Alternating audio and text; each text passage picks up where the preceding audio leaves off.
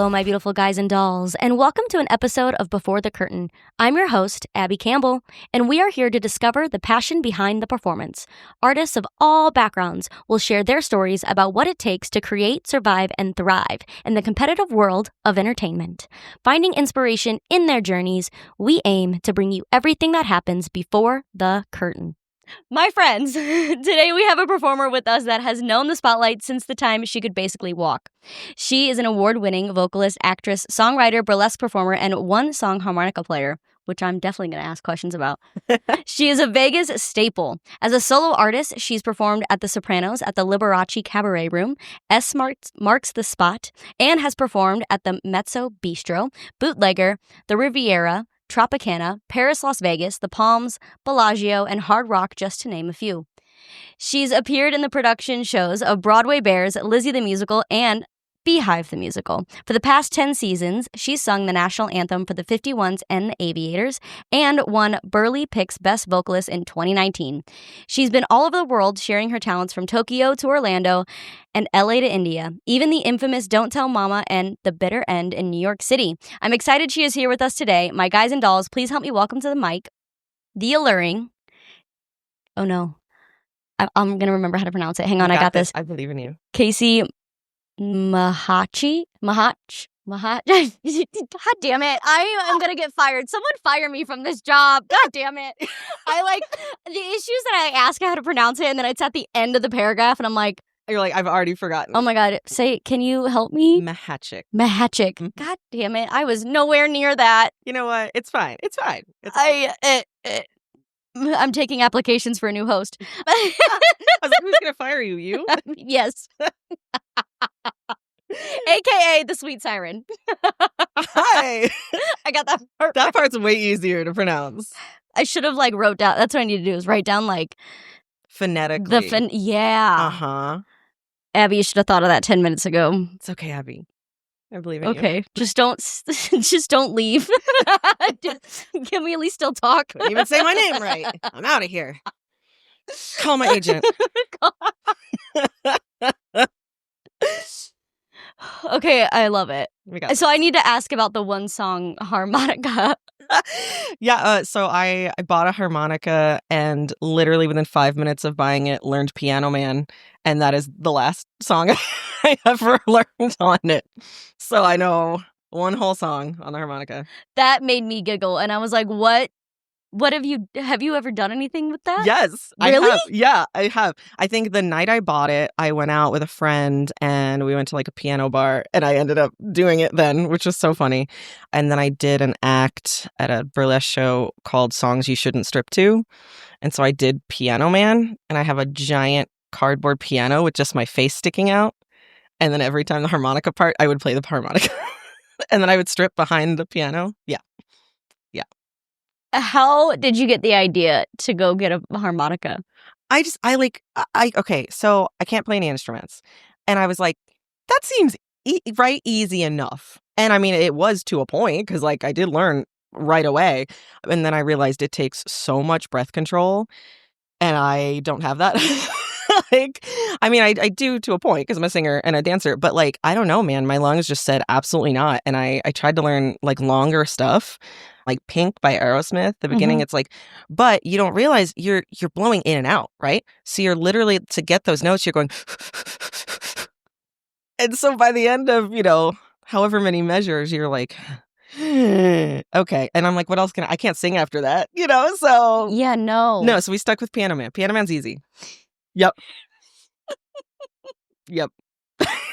But I love all of my intros or, programs, when you put your little bio in there, I always try to slip in something kind of stupid or funny because it makes me laugh. So it'll either be one song harmonica player or former scorpion handler, or I'll always thank my parents at the end, but I'll say something, thank you to them for letting me still live with you after, 25 years of performing or, whatever, stuff like that. So yeah, I like to that's one of my silly things I slip in there. That's awesome. I actually talked to owner of E Plus Productions, Douglas, and he was like, always have something like random on your resume. I love that. But then putting it into your bio 10 times, like that just escalates it 10 times better. It's just something, it's just a little silly something, and then you noticed it, so I love that. Yeah, because I don't think I was thinking, is it one song that she plays?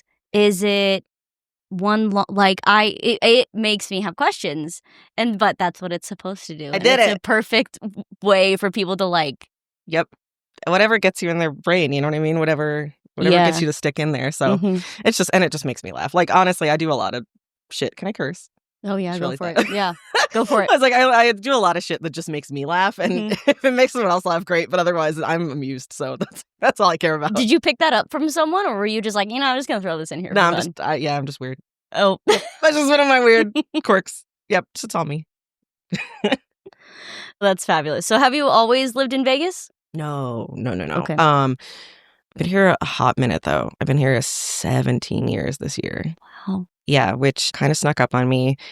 I'm dealing with it pretty well. The reason I say that is because I did move around a lot. So I was born in New York. I'm a New Yorker at heart. I'm a New Yorker through and through. But then I moved to St. Louis, and then I moved to Orlando, and then I moved here. So like staying for 15 years in Orlando was the longest. So like staying anywhere longer than 15 years feels insane to me. So I'm like, oh boy, I'm getting antsy. I'm like, oh, what's next?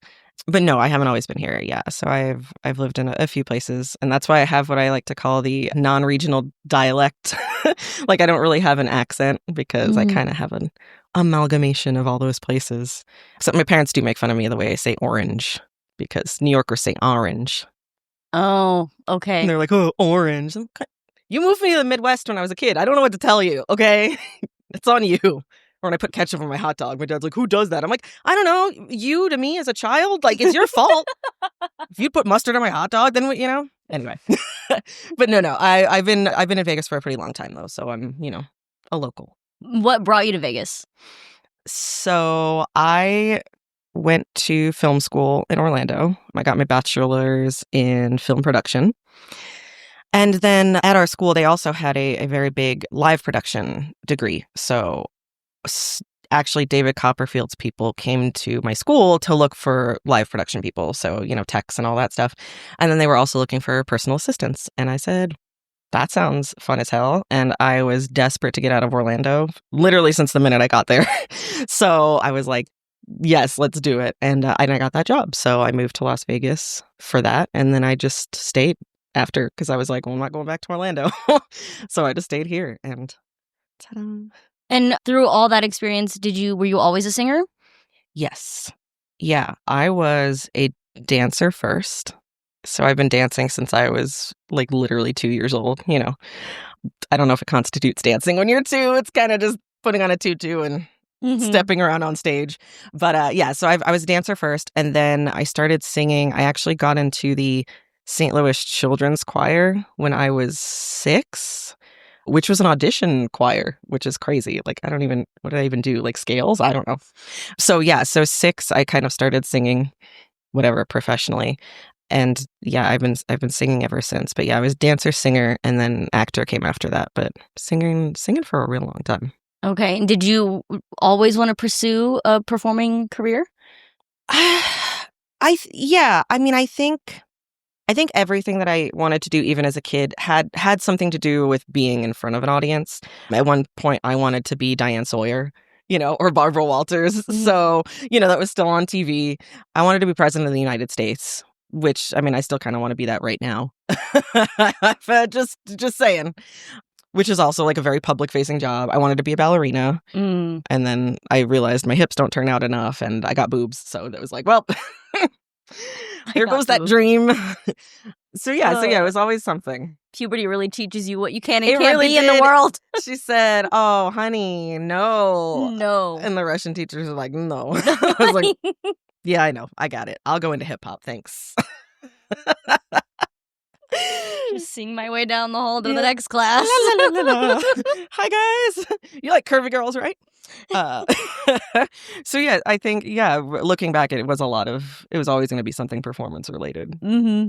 And even in college, did you take the assistant job thinking, oh, this might get me something past being an assistant? Yeah, absolutely. Because the reason I got a film degree is because I kind of felt like I'd been doing theater for so long. Like I'd been doing it my whole life at that point at 18. And I was like, I don't really, first of all, I did not want to go to college for 4 years. I did not want to go to school for any longer than I had to. So there was that. And then I was like, I just feel like I know of course you don't know everything, but I felt like I knew everything I needed to know. And plenty of people just leave high school and they just go off and start auditioning, which is what I wanted to do. And my mom was like, no. So I listened to mom, which was smart, of course, because she knows everything. And I decided, well, if I don't want to go to a musical theater program, I'm going to do something related, but at least this will give me a different skill. So doing film and knowing the background stuff and everything that gives me, I'm still on set, it still gets me there. And I have that skill background. But yeah, I definitely took the assistant job thinking like, okay, well, it's going to get me to Vegas. I'm going to meet a lot of interesting people, which I absolutely did. I met some very cool people. And I mean, it didn't work out that way, that it didn't necessarily get me anywhere with that job, but it got me here. And that's, that was like the main thing. And that's what you wanted. That's what I wanted to get here. Okay. I just wanted out. Oh, so, there's that. You know what I mean? So like, this was my way to get here. And, I did learn a lot of really cool stuff and I got to do a lot of really cool stuff. So it was still involved, you know what I mean? It was still theater. Like I still worked in the show and stuff. So it was still, I just hit the mic. Sorry, friend. It's all in the world, all under the umbrella. And when you got here, it started like working with David Copperfield, that production. How did you start getting your feet into your own kind of performing? So world? when I left that job, I got a retail job, like everyone, and I did that, and we made like such good money. You know what I mean? Okay. Like it was a. Oh my God! It's okay. Stop it. So close. Sorry. Now it's ASMR. So I got a retail job at a designer, and I sold suits to rich people from Canada and England. I don't know who that's gonna be for. I don't know who needs that at ASMR. Go, yeah, clothes. It really gets me going. Sorry, I'm an idiot. But yes, I got a retail job, paid really well. And then my parents moved out here because I'm an only child. And so they followed me, obviously, because being across the country for me was torture. I love you, Mom and Dad. So they moved out here and they were like, you need to either go super part-time or you need to quit. They're like, you're not doing what you want to be doing. You're not doing what you came out here to do. And they were the ones pushing me to do it. And I was like, oh, but like it's a regular paycheck and I'm making money. You know what I mean? So it was hard for me to do it, but they pushed and I said, yeah, you're right. So I quit that job and I did like a show pretty much right after, which was really nice. And then that's kind of when I started like building my career here in performance. And it started pretty quickly, at least, getting into stuff. Like I said, that was maybe a month after I left. I did like a show. So yeah, it just kind of started snowballing and yeah, it's just been rolling ever since. Now it's I'm a big old snowball. And did you start pursuing your career as a singer? Yeah. So it's interesting because the thing that I had to work on that I found when I started singing here is that I was singing as myself. And I had never done that before. I had only ever performed in musical theater as a character or any of that stuff. So I'm like, who am I? Who am I on stage? Who, you know what I mean? How do I get up there and just be me without a character? And I mean, I know some people, like Beyonce, she has, Sasha Fierce. Like I know some people do have their onstage persona. And I didn't feel that way. I was like, I just want to be me, I want to be me up there. So that honestly took a little getting used to. Was like, how do I engage with the audience and banter and just feel comfortable up there without this like cushion, I guess, of someone just telling me what to do and being like, okay. And then I do this, I act like this character. So yeah, I was singing as myself pretty often. I started going to the Bootlegger and doing an open mic there. And I went there every week. And then I kind of got involved with the person who run it, Kelly Clinton.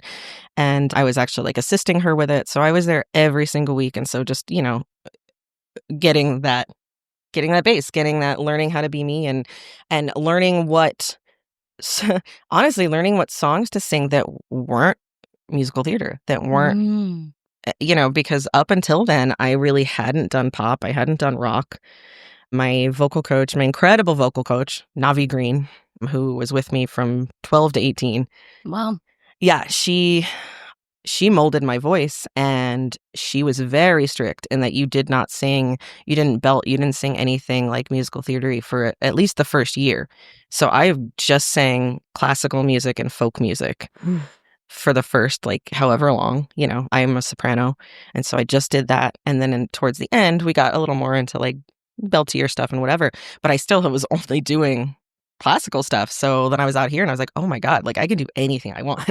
I can sing any song. So I was just like stretching that muscle and learning what I could do. And it was great. And I mean, my voice has just kept changing, because women's voices don't really completely mature until they're in their 30s. So yeah. So I mean, it's changed immense. The first show I did here by myself was called The Soprano, and it was at the Liberace Museum, which was incredible. My pianist got to play on a Liberace piano. And I mean, that was all soprano classical musical theater songs, and I watched the video and I'm like, damn girl, you're just, I'm just like trilling away. And nowadays, like I can still do it, but it that seemed so easy, because it was right after I was still in that kind of, whereas now I'm like, oh, you want me to sing like a rock song right now? Let's go. But I'm like, oh, soprano, hold on. Like I gotta like think about it. But yeah, so singing. Okay. And what was the most surprising thing you learned about yourself through that process? I think that I was surprised to learn that I think that I just did want to be myself on stage, and that I've never been uncomfortable. I've never really had nerves. Honestly, I'll be totally honest there. I know that sounds insane and people are like, you're lying, but I'm really not. It's very, very rare that I get nerves. It has to be something that I'm not completely 100% confident I can do. That's the only time I'm going to have nerves. The national anthem sometimes will get a little nervy. I've done it a million times, but there's so much pressure to remember the words. Because we have seen what happens when you fuck that up. It's bad. So like a little nervy there, but most of the time I don't have any nerves. So I think just learning that being myself was my favorite thing, and being like, oh, and that makes it even easier. Because what am I going to be nervous about? Like, they're not going to like me. Like, I don't fucking care. Like, honestly, you know what I mean? Like, if you don't like me, then you're also not liking me. So we're just not going to get along, period. If you don't like me on stage. And I mean, obviously, I'm a little more energetic on stage because I'm definitely, my friends would tell you, I'm not like all the time. I'm kind of chill. So there's definitely more energy on stage. But yeah, I think I just learned that like being myself on stage is great and it's really fun. And playing a character is still super dope. And I love going back to that because then there's almost more freedom in that now. Because it's like, oh, cool. I don't have to be me. I can just totally be someone else. And yeah, God, they're both so fun. You got me like, reminiscing. Okay, I'm back. And that's so interesting because you said you don't get too nervous, but then you found out you really loved being yourself. And so I was going to ask, if you found that as you were learning that you love to be yourself, it gave you more confidence to do more in the city? Yeah, I think so. Okay. I think so, yeah. It's it's so hard to say that you're confident and like okay with who you are and proud of what you do and all that stuff without coming off as, oh, she's full of herself or whatever. But I one of my biggest things just in life in general is just being incredibly self-aware. I'm incredibly self-aware. I know everything about myself. I know all of it. So I am confident and I know what I can do. I also know what I can't do, so if there's something that someone's asking me to do that I can't do, that's where we're going to have a problem because I know that's not, you know what I mean? And there isn't much I can't do. But again, that's not ego. Like, I do know what I can do. But if you ask me to sing a Whitney Houston song in the original key and belt it, it's not going to happen. I can't do that. And I know that. So if that was like a requirement, something I couldn't turn down that I had to do, yeah, I would have major issues. I would not be confident. Because I know it's physically not possible. But as long as I'm getting out there and doing something that I know I can do, I'm comfortable with, I'm never going to be. I mean, there's always nerves just because your body, I think it's just adrenaline. I think you're just like, yeah, let's go. Like it's excitement, but it's not a nervous energy. It's like, it's an excited energy. And I think, yeah, just being able to be myself and go out there and have that also self-awareness is like, it just it makes performing so much easier. Amen. But I don't think performers have another choice. Like, I don't think you can't not be self-aware when you're a performer, because if you are super not self-aware, yeah, my brain just went through so many different scenarios of all the things that could go wrong. I'm like, I'm not saying that that's not possible, right? But if you are somebody who says that you like are a master at your craft or you know what you're doing, you have to be self-aware. Yeah, you have to be. Well, if you're not, then you get American Idol auditions. That's what happens, because you had these people everyone was telling them they were great, and they were like, yeah, but they're not self-aware. They're just taking in the outside praise, being like, well, if they say I'm great, I'm great. And then you go, oh no, oh honey. I feel like those are the people that don't know the difference of opinions between their peers and between professionals. Yeah, exactly. It's like, okay, I love that people are telling you that, but like, have you maybe paid somebody to tell you that? Right. Because if you pay someone to tell you that as like a coach, it might be a very different outcome. Yeah, exactly. No, but otherwise, yeah, you have to be self-aware. You have to be self-aware in order to thrive and like I said, just be confident. It's so easy to be confident when you know what you can and can't do. And that's pretty much what confidence is. Yeah. It's just like, all right, I'm good. I got this. And if I don't got it, then I'm definitely going to be stressed out. Oh, yeah. So when did burlesque come into your life? So this is funny. I was just talking to somebody about it yesterday. They'd asked me when I started, and I realized it wasn't just a one-time thing. I started like as the Sweet Siren in, I think, the end of 2017. Okay. And that's been my, very core burlesque journey. So that was how long after you moved here? Oh, that was a minute. That was a minute after I moved here. I moved here in 2008. Yeah. So, okay. But now that you bring that up, the first show that I did after I worked at that retail job was a burlesque show. Yeah, it was. Yeah, it was. So I kind of realized that because I was like, oh, well, I started burlesque in 2017. I'm like, no, you didn't. I'm like, bitch, you started this a long time ago. So it was a burlesque. It was like a PG-13 burlesque show because we didn't take anything off, but we still like, we stripped. It was still we had a live band, and it was still the whole vibe. So that was in 2009. And then I had the great honor of being in Broadway Bears Las Vegas. I don't remember the years, 13, 14, maybe 14, 15, one of those. And I got to be in the opening number. The first one was with the cast of Peep Show at the time. And then the second was with the cast of Rock of Ages.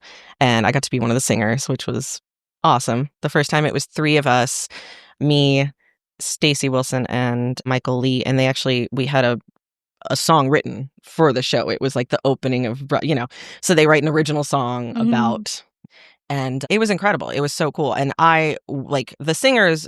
I don't know why this is. A lot of times in burlesque productions, the singer doesn't take off their clothes, which I'm like, yeah, that's very true. Right? Okay. And I'm like, but I want to.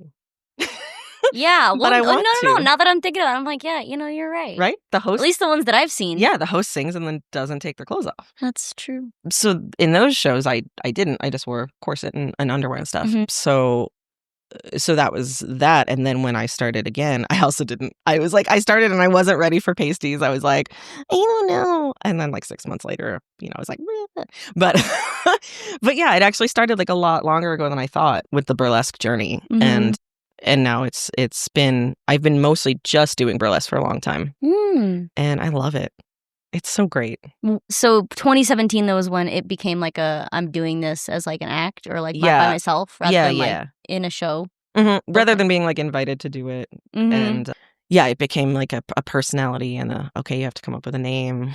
And it was so funny because I was like, oh, what should I be called? And I've been the Sweet Siren like online for ages, like for a long, long, long time, like just whatever, a blog or Tumblr or something. Like, it was the Sweet Siren. And I went, oh, dummy, like it's right there. You know what I mean? Like, just look at your phone. I'm like, oh, that's who you are. Stupid. So so that's when the Sweet Siren was born. Oh, and what sparked that inspiration to start doing it on your own? I like getting naked. No, okay. So listen, I'm like not even joking. When I was very little, I always had like kind of a sexy vibe. I know that's weird to say. Like, I know children aren't sexy. That's weird. Don't say that. But like, you know what I mean? Like the stuff you're drawn to, like even as a kid, I was like, damn, Morticia Addams is like hot. Like I want to look like that. You know what I mean? Like, or these like characters, or Jessica Rabbit. Like, oh, duh. These characters that I was like, oh my gosh, like I want to be that. And they weren't Disney princess. I mean, of course, I wanted to be Ariel as well. But even her, man, she's just wearing a bra. Yeah, like she's like the least dressed Disney princess. True. So like all of these like characters that I was loving, as you look back on it, you go like, oh, you really liked some like kind of sexy older characters, you know what I mean? But I just like, I don't know, I thought they were so beautiful, and I was like, that's how I want to wear like a tight dress, and you know what I mean? So even my my first technical burlesque number, if we want to call it that, was in 7th grade because in St. Louis. This was in Orlando. Okay. Not much better, but better than St. Louis. Better than St. Louis. They would have kicked me out. Which honestly, at that point, it would have been okay. Yeah, we were already real weird in St. Louis being New Yorkers. I'm from St. Louis, so you are? I get it. Holy shit, really? Yeah. 63017 from Chesterfield. Oh. Yeah. I've lived in so many zip codes, it's wild. But St. Charles County, yeah. Yeah. Oh, I love St. Charles. So you understand. That would have gone over well. No, that's why I was like, damn. Cool. Yeah.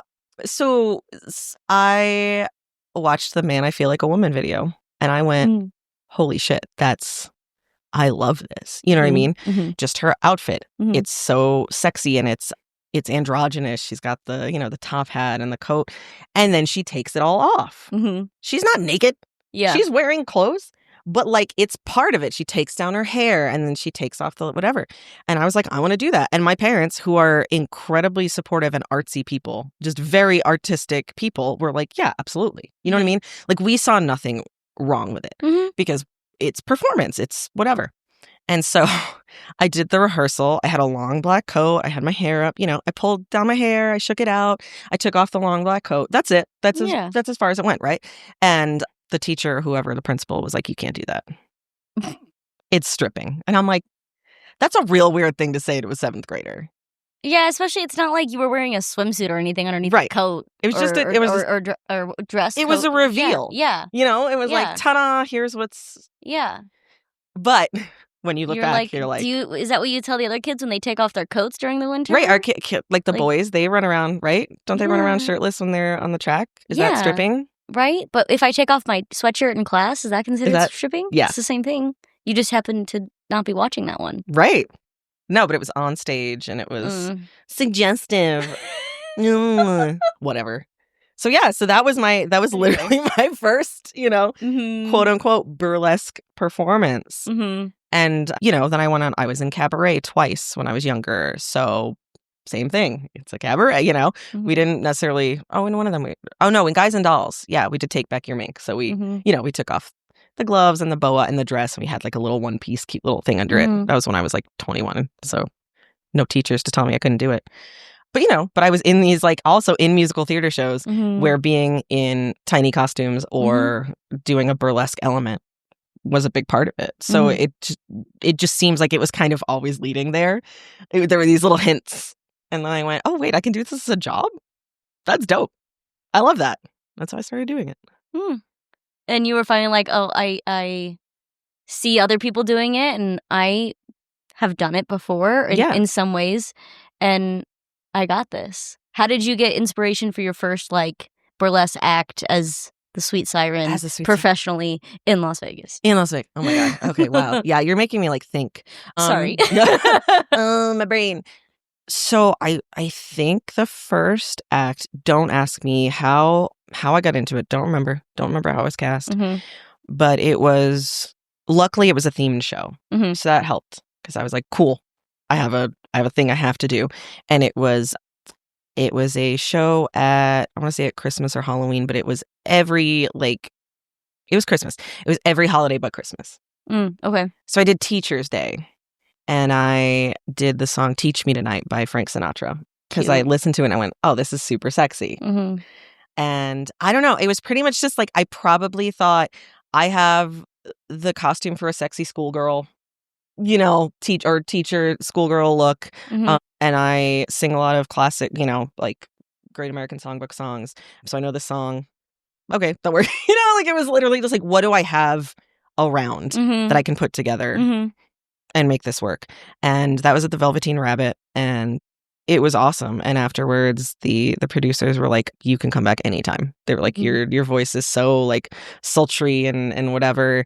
And I was like, "Awesome, that's great. Like that's a really good start, And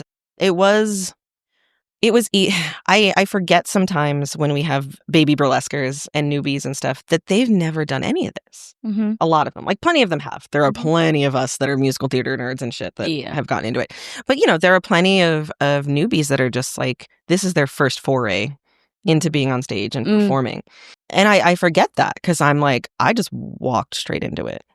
It was literally just what I do, but taking off clothes, Mm-hmm. It was dancing and singing. And then just this added element. Mm-hmm. So it was relatively easy to get started. Mm-hmm. And then, of course, as you start, you get more ambitious and start mixing things. And, I got a mic pack so that I could wear it on my face and I could do more stuff and my hands were free and yada, yada, which just opens up a whole new world. But yeah, that was the first one. And it feels like so long ago. It feels like ages. Mm-hmm. And so from there, you just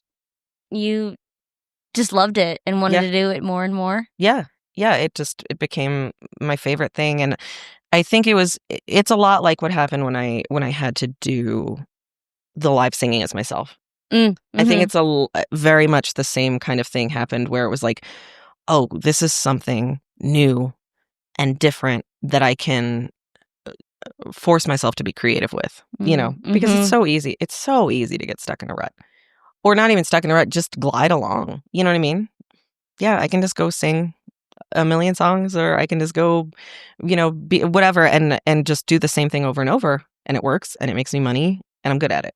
Mm-hmm. So it's like, why change? Mm-hmm. So that's the coolest thing about burlesque is that it does allow me this creative freedom where I can just go crazy, because it's one number. It's one number.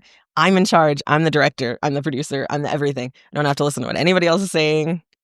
I can do the costume how I want, And so it's like, it's a whole show in like a 3 to 5 minute act, Mm-hmm. It's like a mini show. Mm-hmm.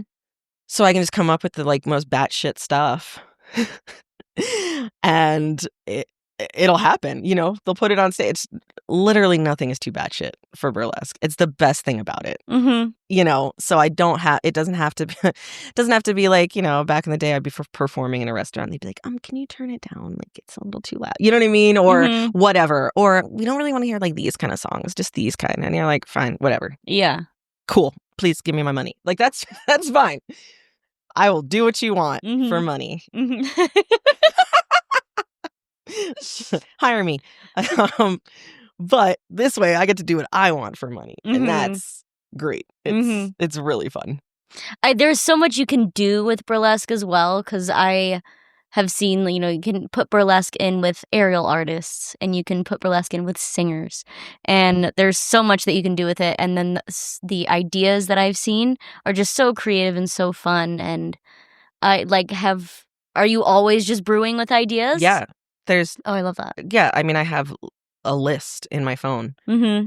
years long of just stuff and, you know, a long list of songs I want to do, and then just a long list of ideas without a song yet, and then a long list of both. And it's crazy. It's, you know, and of course it does happen after however many years of it. I do also get into that. We kind of revert back into the, oh, I can just do this one. It's good. It's easy. I know it's, you know, I have the costume, blah, blah, blah. And then I have to be like, no, you have to, you know, you have to make at least 2 new acts this year or something, you know, just, and it makes me happy. Yeah. Honestly, like, and I know it. And I know that doing different stuff will make me happy. It's just, I'm performing now, blessedly, twice a week at a restaurant called the Cantina. And I sing 3 hours each night. And every week I add at least 1 or 2 new songs for me, you know, because I get bored. Yeah. So I add new stuff every single week. And that's what it's like with burlesque. Like, I will get bored because you can do the same act. When I started, there were people doing the same act. I saw I could do it by the time, you know what I mean? I was like, I've seen this number 6 times. Yeah. But you can do it because you always have a different audience, and and that's how you perfect it, right? Yeah. But I get bored and I need to do it. And a lot of times I just have to do it even if it's not finished. You know, I just have to because luckily as a singer, that's the main part. Yeah. So as long as I know the song, that's the biggest part. The costume, the choreo, and all of that, I can kind of add it in. But I feel like personally, if I don't get out there and just start doing it, I'm never going to do it. I'm just going to keep going, well, I don't have this costume piece yet or this. I'm like, bitch, just do it. Because then you get the first one out of the way.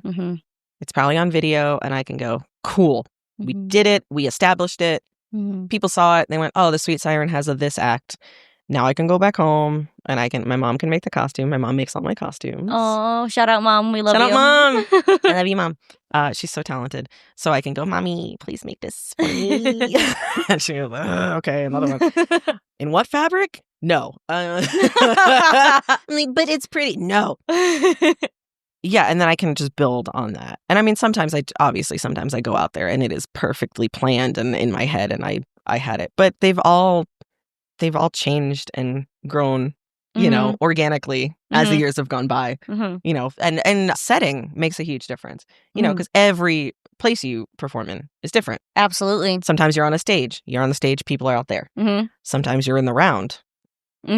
Sometimes you're in a bar and you can move around. Sometimes you're on a bar. Sometimes there's no stage. Sometimes there's, So it naturally just evolves depending on where I am. Because I walk in, I go, all right, okay. So I have all this room to interact with people, or this is a stage show. This is going to be more a performance, you know, and that changes things out. And it changes what you do because some of them are just not made for that. And some of them are very much like a sexy 40s torch song. I just stand at the mic and I sing. It's like, okay, perfect for stage. Yep. But if I'm like wandering around drunkenly like I do for one of my acts, I want there to be space. Yeah. I want space. I want interaction. I want people to, you know, squish against my boobs and stuff. So have you had any act ideas that you weren't able to like fully get to fruition because they were like, oh, I can't figure out how to do this yet? No, because I refuse to stop. I'm too stubborn for that. Oh, I love that. Yeah. No, I'm too stubborn. It's gonna happen. Okay. Yeah. What are some crazy things, if you don't mind sharing? Oh, geez. Okay. Well, I know. Well, you mentioned the piano thing earlier, and I was like, wow. So there's that one. That's commitment. That was pretty insane. It was me and my mom and dad all built that piano. So that was that, and you know, and it has like straps on the back so that I can wear it, and I can still take off my stuff behind it. So we have the piano. We have Sexy Bernie. I do a Sexy Bernie Sanders because I dressed as him. Okay, so I dressed as him for Halloween a few years ago when he did the whole thing when he was at the inauguration. He had the mittens, you know, and he was like sitting in the chair and whatever. So that Halloween, I dressed as him and I put a video on TikTok and it went viral. Okay. Like 2.2 million views or something. And people were like, you need to do this as an act. I said, you're right. So I had to take it from just being, because like, you know, I had my hair in like a ponytail under the wig, like for that, because it was just front facing. And I was like, okay, so I need to figure out how to get my hair under this, you know, old man half bald cap wig, and how to dance with the mittens, it was fine. Like how to look sexy-ish because it's Bernie Sanders. But yeah, it's always like there's always like a wig or a costume piece or a weird thing that it's like, how am I gonna make this work? Those two were probably the craziest ones, though, for sure. Yeah. Mm-hmm. Wow. Literally anything can be burlesque. Yeah, that's what I said. It doesn't matter how batshit your idea is, it will be burlesque. Yeah. Like my Wrecking Ball act, that was an anti-Valentine's act. I do it every year now. And I'm drunk and I'm in my pajamas and I'm just like singing and I'm obviously been broken up with. And I'm just like, it has gotten drunker over the years. Like at this point now I just stop singing the words like halfway through and I'm just like it just gets more wasted. And then in New York I got to do it in a bar where I got to do it on the bar. Oh, I love that. Even better. Which was just even better. Yeah. I'm wasted on the bar. I'm crawling around on the bar. I'm like, oh God, it's so good. So yeah, even if it's difficult and crazy, eventually it's gonna all come to fruition and it's even more satisfying because it was so much work. Oh yeah. Has there been a time where because I know you kind of mentioned that you will make yourself do it even if it's not 100% ready. Mm-hmm. Has there been any times where you've done that and it didn't turn out well, like things went wrong or anything like that? That's the beauty of burlesque, right? Is that I don't care. Obviously there are some people that have it completely down. Their act is perfect and almost the same every time. But there's no way. There's no 100% way it's going to be exactly the same every single time. Because even on Broadway, even dancers, you know how it is. Mm-hmm. There's still going to be a teeny bit. You have it choreographed perfectly, blah, blah, blah. I don't know. The strap of your shoe doesn't feel the same. And so you trip a little or whatever. You know what I mean? Or my heel got caught in the tie of my other shoe. Right. Just random stuff you cannot control. It has nothing to do with you. Mm-hmm. It's just that. So even though there are people that can almost do it 100%, it's never going to be 100% the same, especially with burlesque because you're taking your clothes off. Mm-hmm. The zipper doesn't unzip. The hook doesn't quite unhook. Your corset gets stuck in your fishnets. Whatever. You know what I mean? So there's always going to be stuff, even if you've timed it out perfectly and everything, that's not going to go well. I'm huge on improv. So even when I do have something, completely finished, it's never completely finished because I'm always out there ready to do something different. Mm-hmm. And I like that because then no one knows what's coming. And so they can't be like, oh, that was wrong.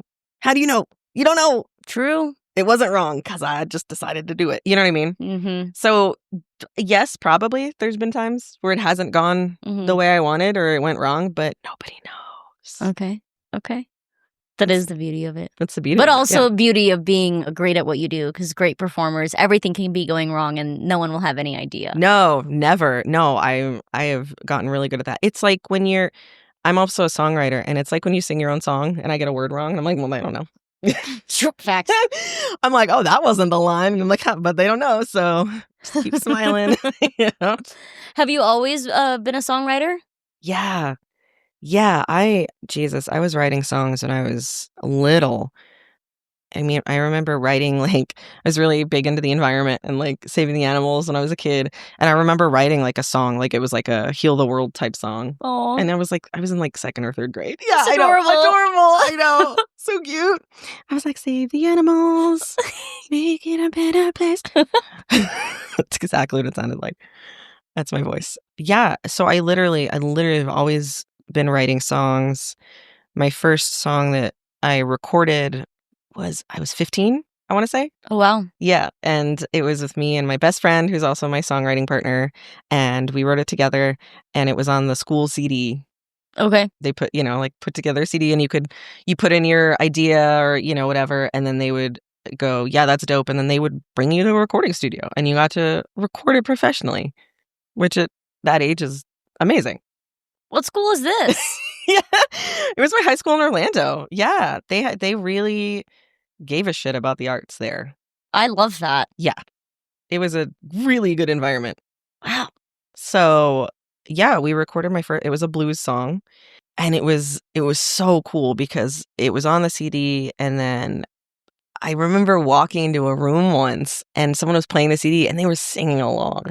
Oh. And I was like, you know my song. You know the words to my song, Or people come up to me and be like, oh my God, your song's my favorite on the album. And I'm like, what? It was so cool. It was awesome, And so, yeah, that was my first foray like into it with other people listening and not just me being in my room, like, writing lyrics down all the time.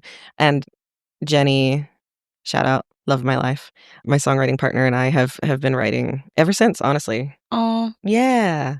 Yeah, we did a few of my songs when I did my show at Don't Tell Mama in New York. We did a couple of my originals, and my aunt, who is a singer as well, she was like, that one Moon and Me song, she's like, I would really like to sing that. I was like, oh my God.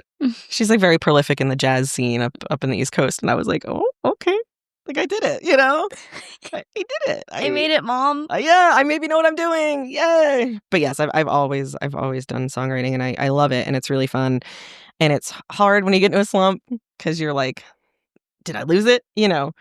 But it's just, I don't know. It's so organic again. Mm-hmm. And honestly, it is so much better when you have someone else to like bounce it off of, I just give her the lyrics and I'm like, yes, please. I'd like to order one of these. One of these songs. Finished, please. Yeah, thank you. Exactly. Could you just?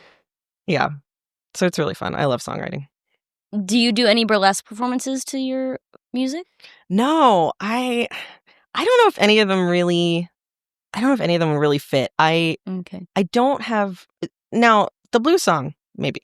That's possible. Company burlesque. It's called Company. That might work, but I have because again, I don't want to get bored. So everything I write is just totally different from everything else.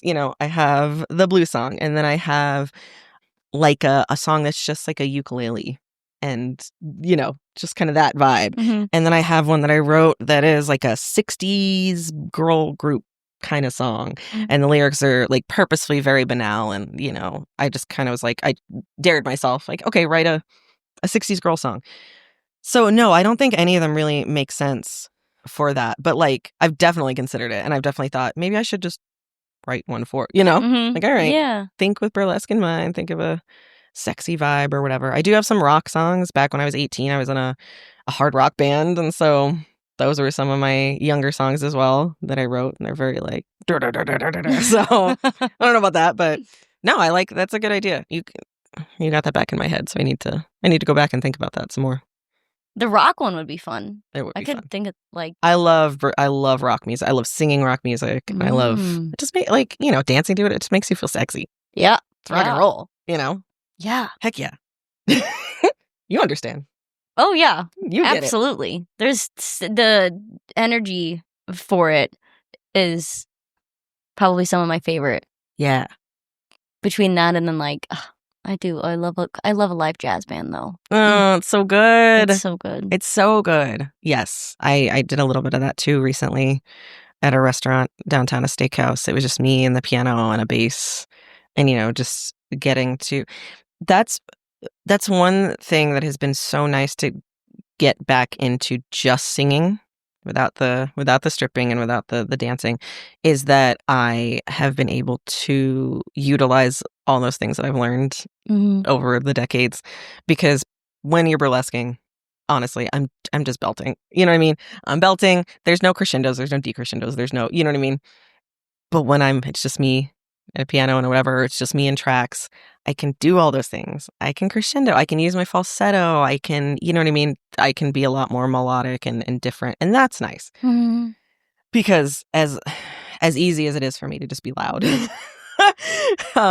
it's like, oh, wait, I do have these other things that I can do. And it's nice to change it up and be like, oh, listen to these kind of, or I can sing quite low, but sometimes it's hard when you're just like any notes that are high or low, you're working your diaphragm, you're trying to dance as well or move or whatever. So you don't really have the power. And sometimes I'm like, I don't know if I'll get that note out. And it's like, well, when I'm just standing there, I can be like, I'm like, oh nice. Is it because you're moving so much during burlesque that you can't get all those notes out and have those kind of singing moments that you want to have? Yeah, I think, okay. I mean, I grew up in musical theater. Mm-hmm. I can do two things at once. You know what I mean? Like, it's not, that's not impossible. And, you know, obviously when you're mic'd for theater and stuff like that, you have more whatever. But I just feel like the nature of burlesque and the things that I'm doing, like I could make an effort. I could purposefully do a song or whatever, or just stand at the mic, or I do less movement and incorporate that, you know, into it. And I'm not saying I can't do it because, again, self-aware. I know I can. But the nature of what I want to do when I'm doing burlesque is like, I want to belt the shit out of a song, you know, and I want to make sure that I'm still looking sexy and getting to move around. And I have terrible lungs. I don't know why. There's nothing wrong with them. The doctor said there's nothing wrong with them. Anytime I take a test, they're fine, right? Are they? Because I get out of breath quite easily. And that's been my whole life, weirdly enough. So I have asthma as well. So like, there's so much movement I can do if I'm singing a song. And then there's, you know, if I'm just dancing, yeah. I'll just go backstage and suck on some oxygen. I'll be fine. But if I'm doing both, it's like, okay, I need to belt it because I know I can get those notes out regardless. I'm not having to use a bunch of breath to push out a, you know, a lovely high note or the falsetto or anything like that. But yeah, that is the difference. And I think and I'm fine with it. I like it. It's its own thing. I get to, you know, really do these big songs and use my loud voice. And then with this other thing, I get to kind of chill and be like, oh, here's some of the things I've learned over the years, you know? Yeah. So it's part of your, like, the energy that you want to put out there with your burlesque acts. Yeah, absolutely. Okay. Absolutely. Yeah, that's why I asked. I was like, oh, okay, what's, you know, because I'm not a burlesque performer, at least not yet. Who knows? But that's why I asked. I was like, oh, is there, you know, and plus singer. So I'm like, oh, was there a reason? So that's why I asked. It's both physical and purposeful. Yeah. It's both like limitations and just being like, that's what I want to do. Because I could do like a softer, you know, whatever and blah, blah, blah. And I'm like, nah, that's not the Sweet Siren. Yeah, but that's, you know, you want to be who you are. Yeah. You know, you want to be the Sweet Siren when you perform. So it follows, it tracks that vibe. It follows the vibe, you know? She's energetic and she's loud and she's goofy and sexy and stuff. So that's the Sweet Siren for sure. And also, burlesque, I'm just saying, never count it out. You know, it's funny. I've had burlesque act ideas before. I've never done anything with it. Well, it's always on the table. Yeah, not that I am against it or anything. Sure. I think it'd be so much fun. I love it. But I just am not in a place in my life where that is a priority or I have the time. Oh yeah. To put energy into said project. I get it. On the day that I do, I will, because I think it'd be so much fun and I would love to do it. Yes. I think performing and like doing all that would be so much fun. But anyway, I'm going to ask this question now and I know it'll lead to other ones. Okay. What is the funniest story you have as a performer? Oh, God. Okay. I mean, there's so many, right? But like, oh, God. Okay, out of all of my guests so far, it's either one of two answers. There's either so many or I don't really have any. Oh, no. And I'm like, how lucky are you? Honestly? I know. I'm sitting over here like I could have a whole hour of nothing sharing. Insane has happened to you. You are so lucky. No, so many insane things have happened. The one that like pops into my head instantly is I was doing a show called Babes in Arms in Orlando, and it was a dinner theater, so the casts were very similar. So we had done Cabaret, and then it was Babes in Arms, and then after that it was Guys and Dolls. So a lot of the same people. So we were all, you know, a family and whatever. So my friend Rodney, who we had been in Cabaret together, and we were kind of like dance partners in this one. I had a dress. It was a scene. It was like in a barn or some shit, and we're all sitting and like listening, and there's blah, blah, blah. We're all sitting on a bench, and I had a dress that was buttons all the way down, like big buttons all the way down my dress. This motherfucker, somehow, without me knowing, unbuttoned my whole dress while I was sitting there. And at the end of the scene, we stand up and we're like, oh my God, yay! And my friend grabs me and she goes, your whole dress is unbuttoned, with like her face like this because we're on stage. She's like, your dress is undone. And she starts buttoning my dress. And I'm like, you? And I'm also doing it. I'm like, It's so funny. I was like, I'm gonna kill you.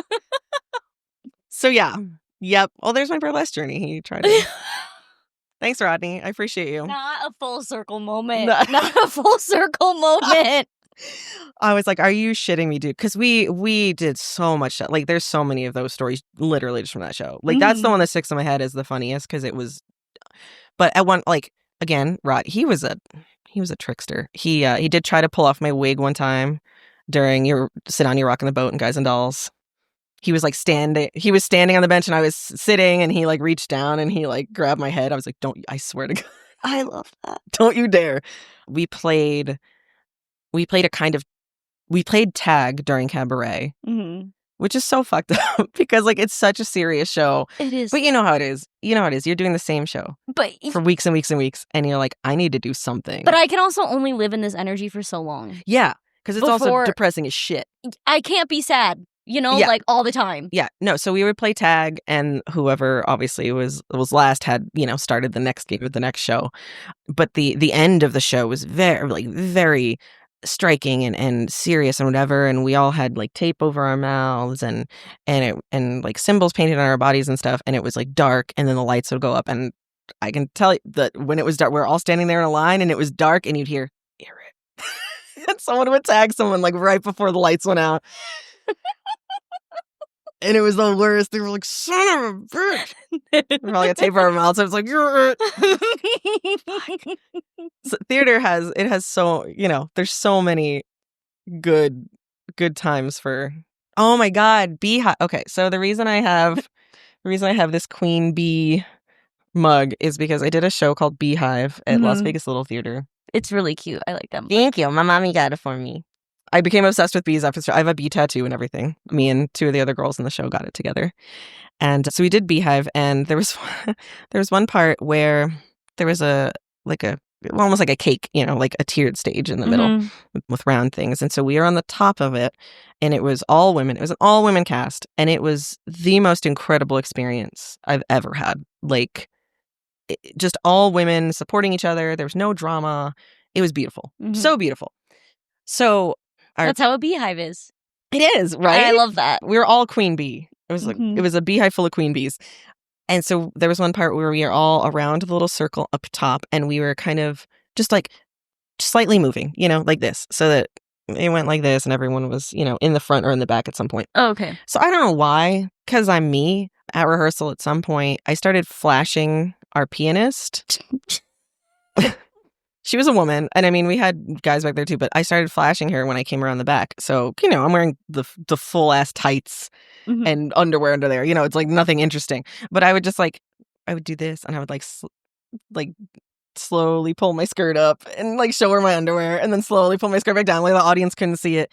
And then it became like a thing. So I started wearing really funny underwear or color. Then at one point, I had my dad's an artist, so I had him draw her name on the back of my underwear and have bees in the trap with bees all over. So I would go back there and I'm trying to crack her up as I'm showing her my underwear. I'm fucking crying. Yeah.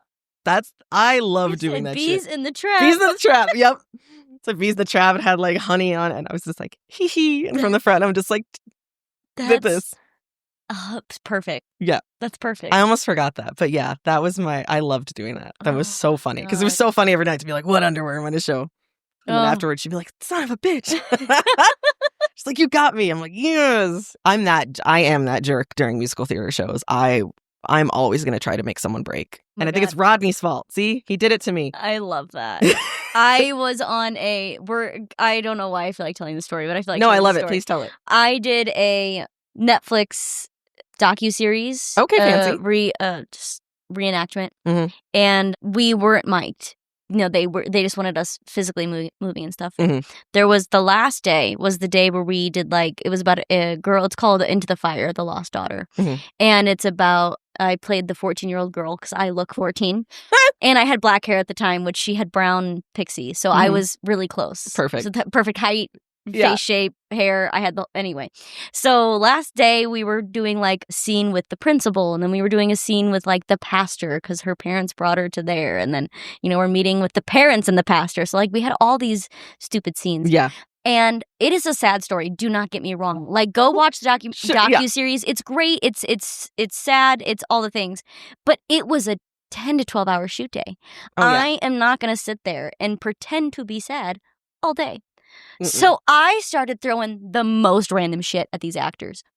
Because, like, we're here as reenactment actors. Right. Again, we don't have lines. Yeah, like, you're barely getting your face in this. This is mostly about body. Like, so I wanted to see if I could make any of them laugh the entire day.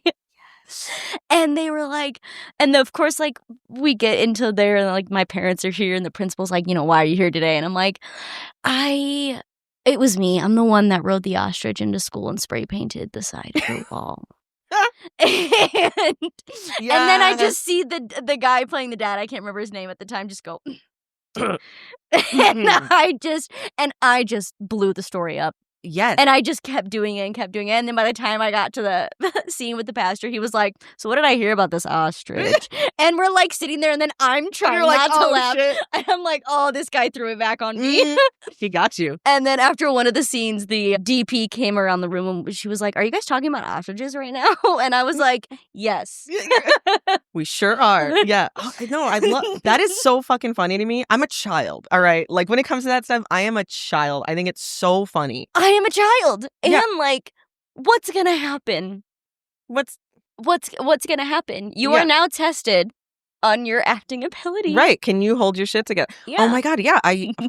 See, you remember I did a show when I was 16 and the guy who played a very serious judge or whatever, my Uncle Jeff, I would write stuff in his like notebook, because he would go on stage and then open the notebook. I was much better behaved then. So it was just usually like, I love Uncle Jeff or something. But like nowadays, it would absolutely be a drawing of dick. Like, for sure. Oh my God. Yes. Oh my gosh. See, you've got me. Now you've got me in it. I did a show called In Flight. It was a musical about flight attendants. And at one point in the show, I take my phone and show it to the lead character because I'm like, look at all these good reviews you've gotten, right?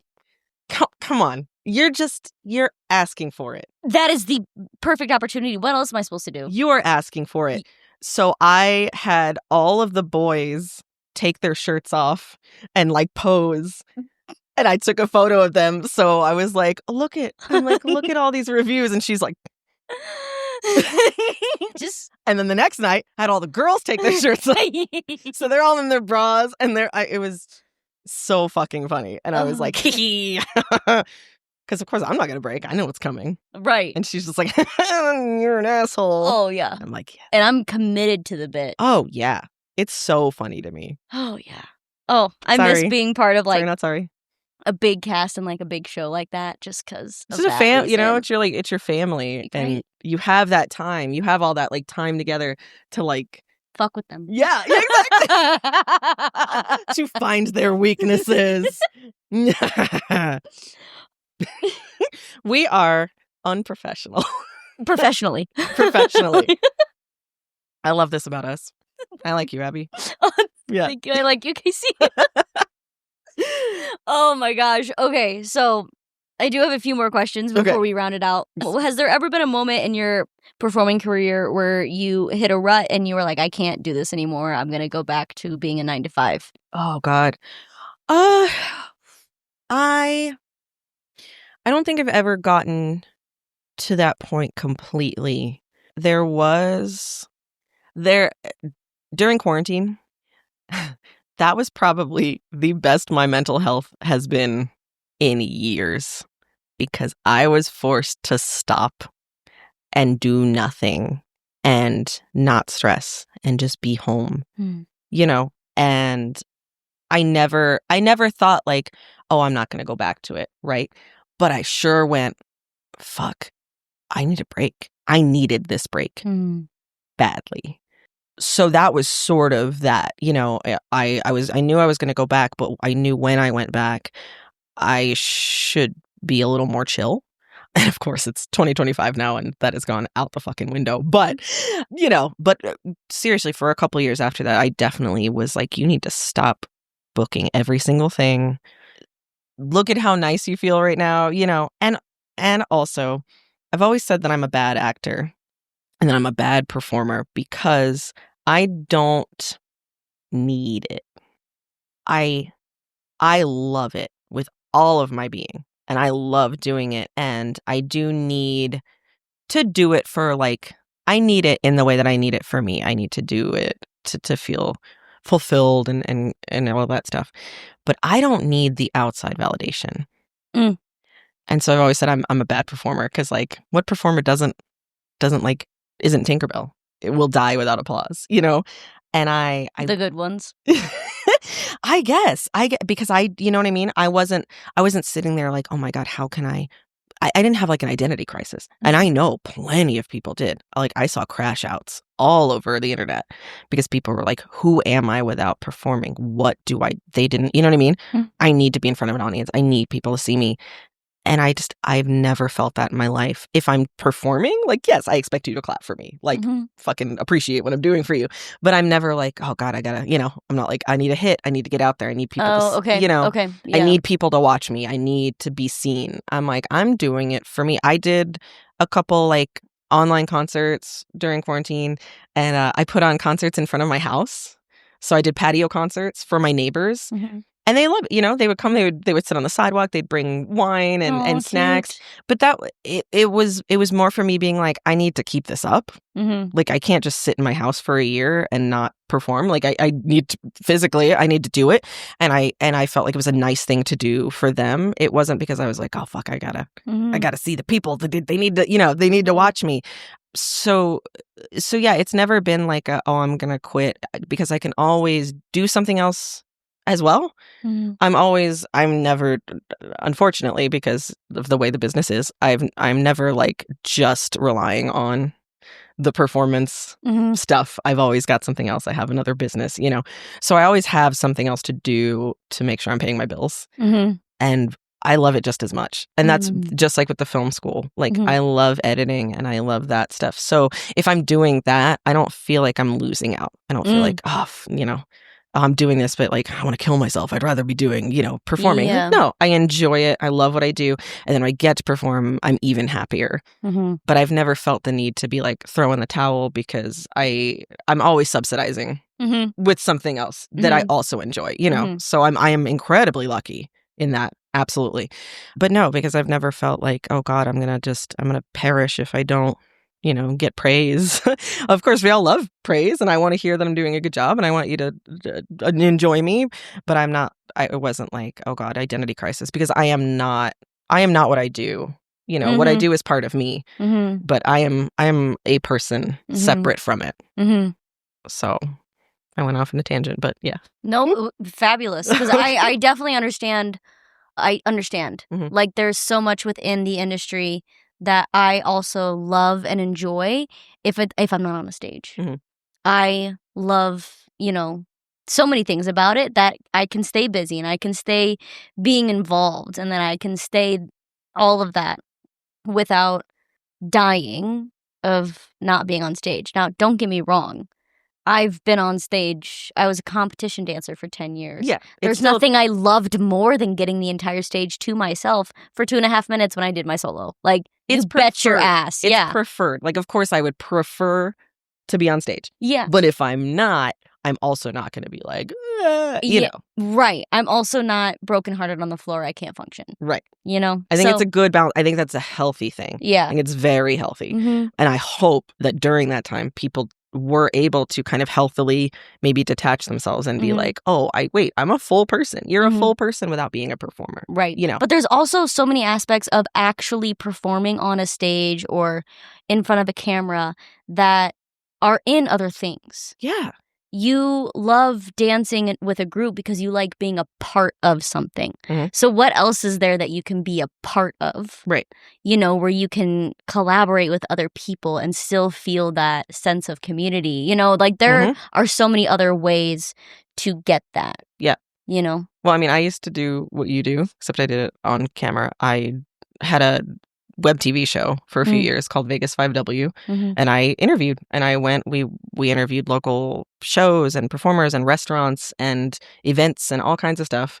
And you know, I was still performing at the time, but it's the same thing. Like I was still on camera and I was still whatever, but I wasn't necessarily performing. I was putting the other person in the spotlight. You know, it was about them, and I was just kind of the catalyst for that. but it was still fulfilling, you know, and it was still creative and all that stuff. So there's always going to be something in the same realm that you can do that'll hopefully like fill that void until you get to be on stage again, which is of course the ultimate. Of course, that's the ultimate goal. You always want to be back on stage, but you can do other great things. And I'm so lucky to have like so many things that I love almost as much. So I never What feel. else? My other business, I do run a pet sitting business. Cute. So animals are my favorite thing in the world. So I love dogs and getting to hang out with dogs and pet dogs all day. Like, I mean, I can't, you know what I mean? Yeah. So I'm not going to be singing on stage. I want to pet dogs. Like, that's What it. are your hobbies? Singing on stage? Petting dogs. That's it. Sometimes dogs come to the bar and then I get to do both. Best Boom. day ever. Boom. So yeah, petting dogs. Like I said, I do, you know, I love songwriting. I don't do it as much anymore, but editing. I was a video editor and I do run like social media. I run my own and I run some other people's. So that's all, you know, putting together stuff, putting together flyers and putting together videos, editing videos and all that. That's all super fun to me and fills my creative, you know, cup. Reading. I adore reading. If I could read for a living too, I would do that, honestly. Yeah. So yeah, I just have so many passions, you know, even just making my costumes, like rhinestoning and doing that. That's a passion. Just something, like I said, my family is incredibly artistic. My dad's an artist. My mom was a dancer and choreographer. So they brought me up just with all of the tools to do whatever I wanted to do creatively. So those things, you know, fill me up when I'm not performing, which is not often, but you know, it happens. It happens, and that's okay. Ebbs and flows. That's the entertainment industry. Ebbs and flows. We know it. Yeah. So it's good. I'm very, very lucky in that. Like I said, like pet sitting. Come on, I get to hang out with dogs all the time. People are like, oh, that's an amazing job. It fucking is. Yeah. Like I've raised puppies, you know, like I've raised puppies who are now 7 years old. Like they're my babies, you know. I get a million babies. I get to have a million dogs and cats and axolotl and ferrets and whatever. So fun. Yeah. I love my job. And I sing to them too, of course. Yeah. They all have little songs. I sing little songs to them all the time. I put their names in them, you know. Oh, I'm that person. Yeah. That's so cute. So I'm like the singing pet sitter. Yeah. I that's adorable. Hire me. I'm the singing pet sitter. You can book her for many things. You can book me for so many things. I'll sing to your pet. Do you want to just book me for that? That's cool. Birthday gift. It would not be the weirdest gig I'm sure I've ever done. So probably not. You know, come on. We've done some weird shit. I know you have. Yeah. Yeah. Yeah. War flashbacks. I wish it was a lie, but it's not a lie. No. I also wish I was creative enough to come up with it. Right. As a lie. But I'm not even that creative enough. Because I never would have thought of it. Anyway. Before I go too far down into that rabbit hole. Is there, and I want to ask because I love your passion for it. Is there anything you would give maybe somebody listening who has thought about pursuing burlesque? Any like ideas or advice about how to get into it? Do it. Just do it. Just do it. I think you should absolutely go to shows. Go to so many shows.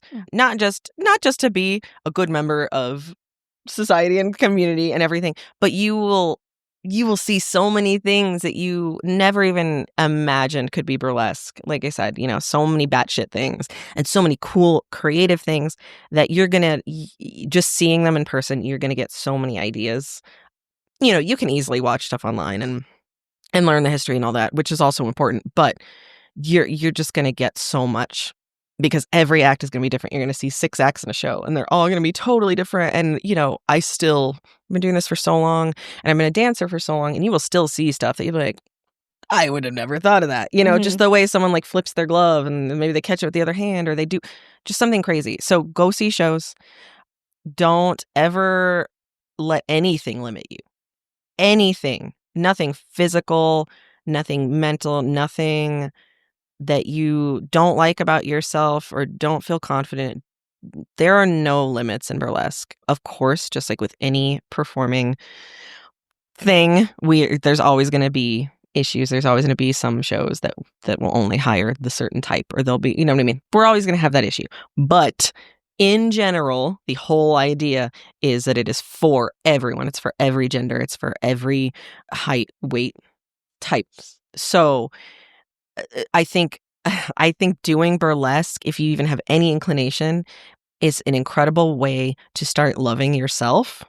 If you didn't already, I think it's going to help, because you get out on stage and there is someone in that audience that wants what you have, wants you, you know what I mean? They are going to think you are the hottest thing since sliced bread, no matter what you look like, because there's someone for everyone, and they're always going to be in that audience. There's always someone out there. And it's always your fellow performers too. You know, I've learned that some parts of my body are things that people really wish they had. And I never would have thought that. It'll be the weirdest little thing. I'd be like, oh my God, your hip dips. Oh, I wish I had those. I'm like, these things that have annoyed me my whole life. And you're like, I wish I had those, you know, and I'm like, oh, I wish I had that, whatever. So it's lovely to be with all these people who are just appreciating each other's bodies and being like, oh my God, like that's so hot. And you're like, it is? Oh, okay, cool. You know, I think it's an incredible thing for your self-esteem. Even if you do it once, you know, even if you just go, it's your random bucket list goal. And you're like, I'm going to do one performance. Like, just do it. Because it's so fun. It's so freeing. There's nothing like taking your tits out in a bar. You know, I mean, like, but getting paid to do it. And yes. Yeah. Don't just do that. Yeah. You will get arrested. Take them out because you were hired to and you're getting paid. Full disclosure, we shouldn't do that. But yeah, there's nothing like it, because it's just so freeing and so good for your soul, I think. And so yeah, my advice is go to shows. Don't let anything stop you. Don't worry as much about your costume as you do about what you're doing. Look at the audience. Don't look down like I do when I'm thinking and talking, because I'm noticing I'm doing it right now. Don't do that on stage. Look at the audience, engage, or if that's too uncomfortable for you, I don't know, look up, but don't look down.